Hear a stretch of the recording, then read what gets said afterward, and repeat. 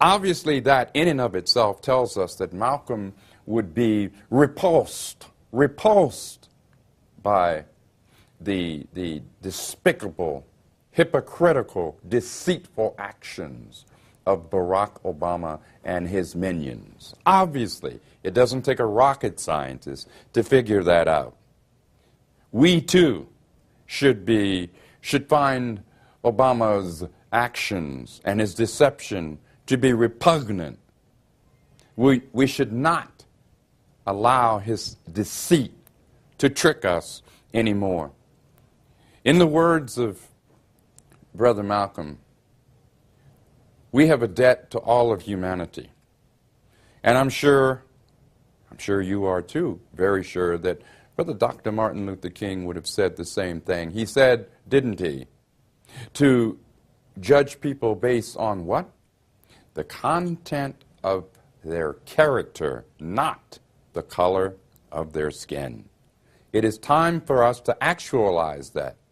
Both Malcolm and Martin would be right there with all of us, irrespective of our color.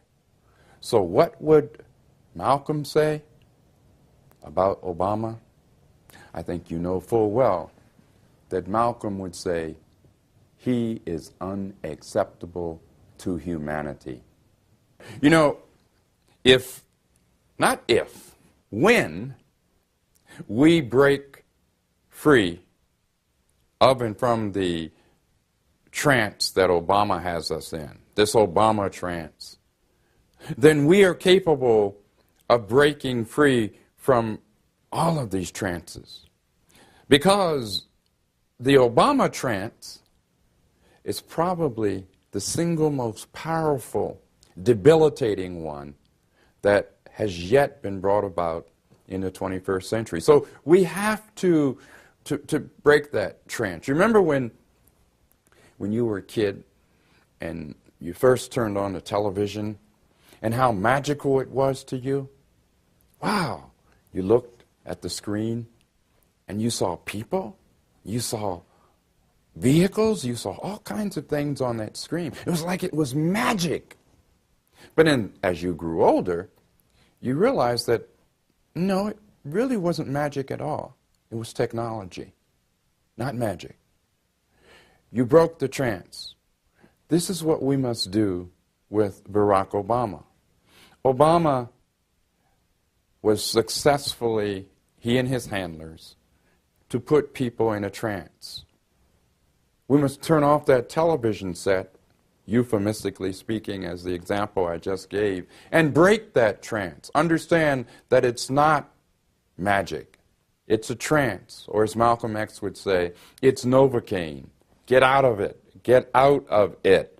Break that Obama trance, because once we do that, it becomes so much easier to break the other trances that they, and who do I mean by they?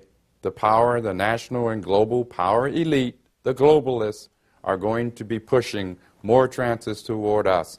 But it's going to be far more difficult because we have already, or will have already, broken free from the Obama trance.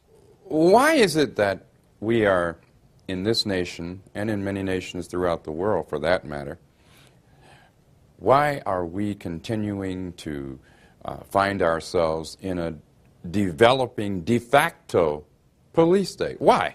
I mean, is this just happening, or is it happening by design? I think that when we give it serious thought, we find out that it is, in fact, happening by design. The globalists, those who want to control humanity, have an agenda, and that agenda is to do what? That agenda is to squeeze us in every conceivable manner, politically, economically, socially, culturally, spiritually even, to squeeze us. That is the global agenda. Now, this is why we see, and there's a positive side, and the positive side is this. Obviously, people throughout the world are beginning to wake up. People throughout the United States are beginning to wake up. We've got a lot more waking to do, a lot more awakening to do. But it has begun.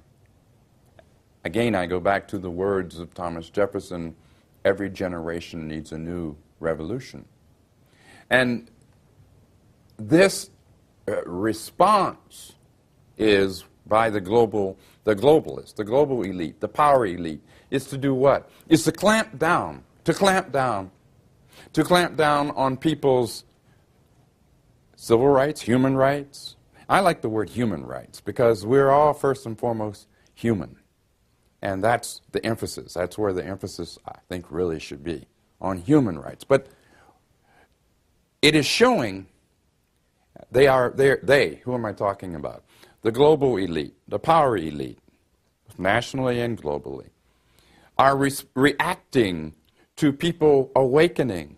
Sometimes, you know, they say that, I'm trying to remember exactly what the saying was, but it goes something like a silver lining on the dark cloud.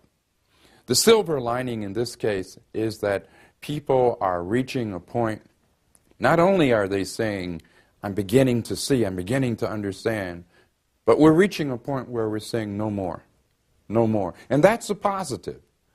The beauty is, as we said back in the day, the beauty is the power. It's people power. It's all of us together. Not us divided, separated, killing each other, in fear of each other. Let's understand who the real terrorists are. The real terrorists, really, are the global elite. Those who want to keep us in fear, keep us divided. But remember, with all their chicanery, with all of their machinations, with all of their deceit, what it shows is that people, all of us, are truly beginning to awaken. So let us be positive, almost joyful.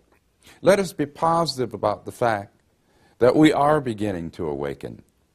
Let us be determined to continue to learn from each other. In the columns that I write in Black Commentator and in Intrepid Report, I always ended by saying, each one, reach one. Each one, teach one. Onward then, my sisters and brothers, onward. So let's keep on reaching out, teaching. That's the only way that we will not be deceived again. There's a lot to be happy about, but we haven't gotten to that point yet where we can say we won't get fooled again. We got to get to that point.